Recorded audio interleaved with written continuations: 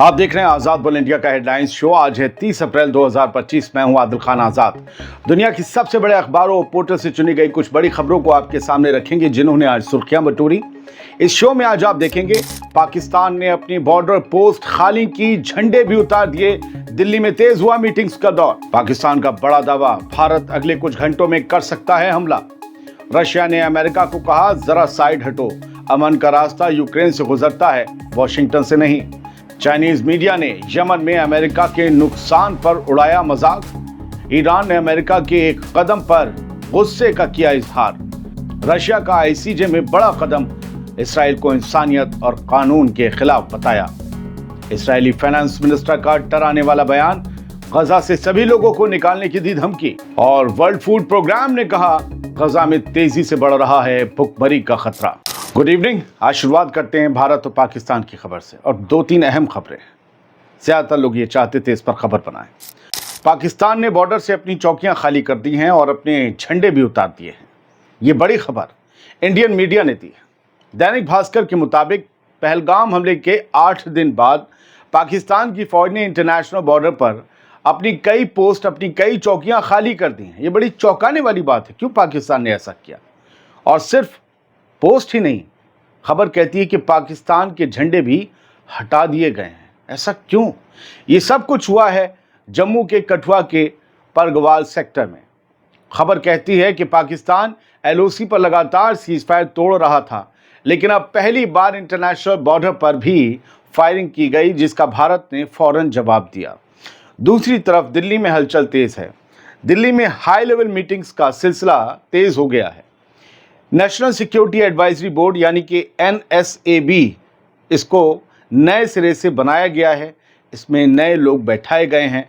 Raw के former chief आलोक जोशी इस board के नए चेयरमैन बनाए गए हैं, जैसा कि भास्कर ने खबर दी है। प्राइम मिनिस्टर मोदी के सरकारी घर पर सीसीएस यानी कि कैबिनेट कमेटी ऑन सिक्योरिटी की बैठक हो चुकी है।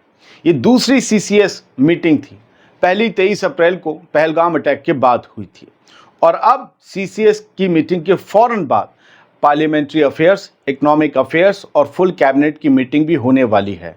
ये कुछ बड़ा होने वाला है दोस्तों। लगातार डेवलपमेंट्स बता रहे हैं कि कुछ बड़ा तय हो रहा है।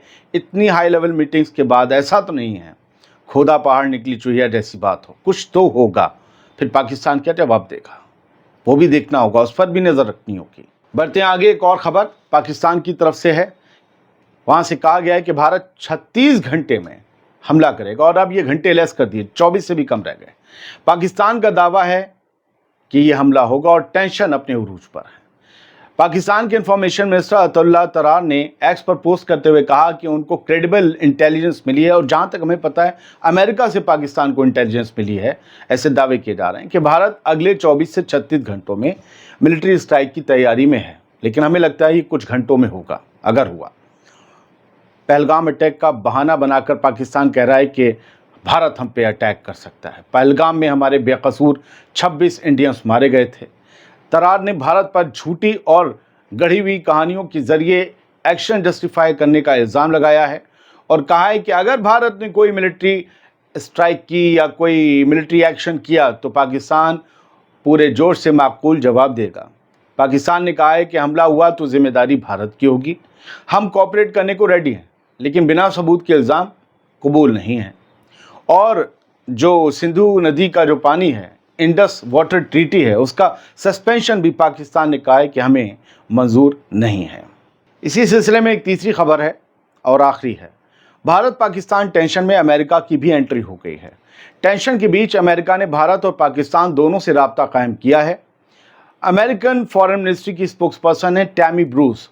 उन्होंने कहा है मोहतरमा ने कि हम दोनों मुल्कों से टच में हैं, और कश्मीर की सिचुएशन पर हमने भारत और पाकिस्तान दोनों से बात की है।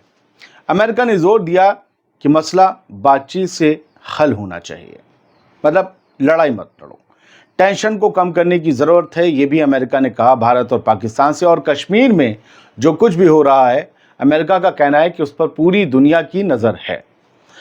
अब दोस्तों देखना ये होगा कि क्या वॉशिंगटन की डिप्लोमेसी इस बारूद के ढेर को थोड़ा ठंडा कर पाएगी, या आग और भड़केगी।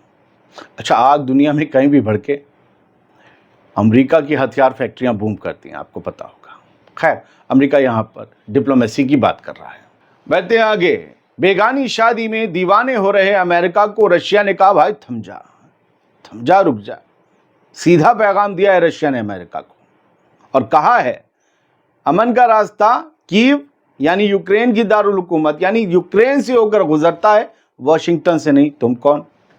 क्रेमलिन का कहना है, यानी कि सरकारी दफ्तर जो है पुतिन का, उसका कहना है कि यूक्रेन के साथ अमन समझौता ज़रूरी है, ना कि अमेरिका के साथ। रशिया के मुताबिक अमेरिका बस जल्दी में नतीजे चाहता है ताकि उनके नाम जो है एक मेडल लिख जाए। लेकिन ये जंग इतनी आसान नहीं कि एक रात में सुलझा ली जाए, यह रूस ने कहा है।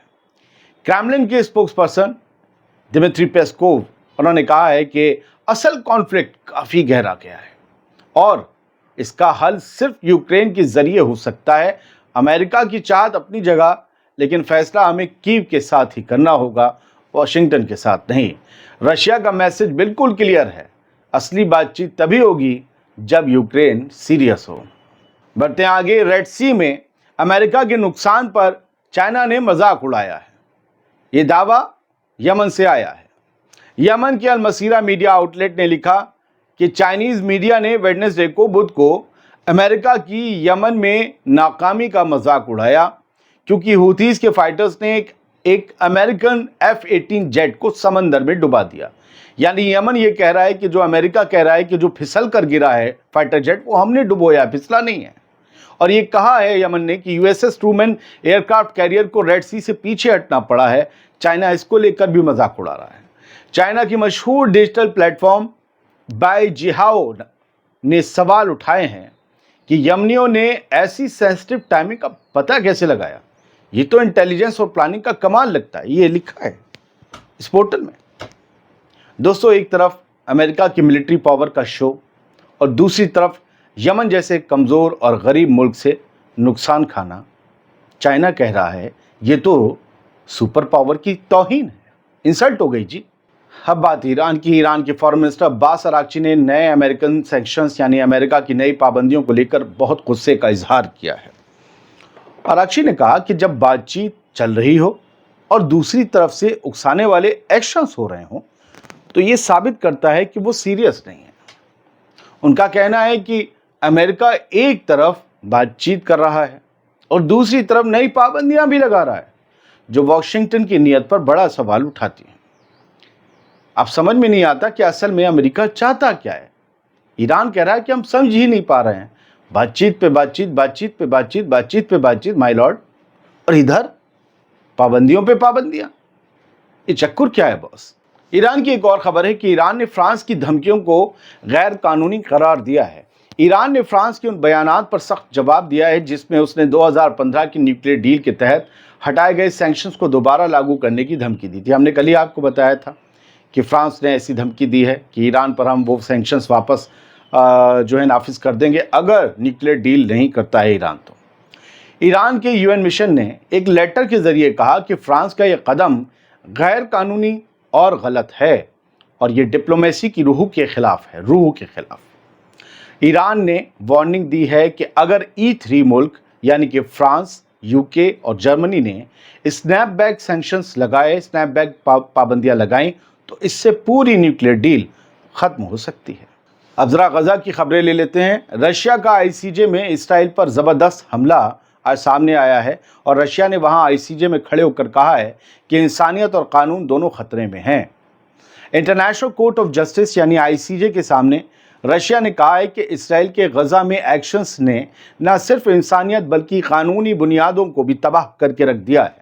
रशिया के रिप्रेजेंटेटिव ने ICJ में कहा कि इसराइल ने UNRWA जैसे इंसानी इदारे को निशाना बनाया और एक ऑक्युपाइंग पावर होने के बावजूद अपनी जिम्मेदारियों से मुंह तक मोड़ लिया। उन्होंने वार्निंग दी, रशिया के रिप्रेजेंटेटिव ने, कि गज़ा भुखमरी की कगार पर है, हॉस्पिटल्स तबाह हो चुके हैं, ये बस ह्यूमैनिटेरियन नहीं एक कानूनी क्राइसिस भी बन गया है। अब सवाल ये है कि क्या ICJ की सुनवाइयों से इसराइल पर कोई इंटरनेशनल प्रेशर बन पाएगा या इसराइल वही करता रहेगा जो पिछले 19 महीनों से करता आ रहा है। इसराइली मिनिस्टर स्मोट्रिच का एक और शर्मनाक बयान सामने आया है। उसने कहा है कि गजा से लाखों लोग भगाए बिना जंग नहीं रुकेगी। इसराइल का इंतहा पसंद कट्टरपंथी फाइनेंस मिनिस्टर बेजलेल स्मोट्रिच उसने फिर एक बार अपना असली रंग दिखाया।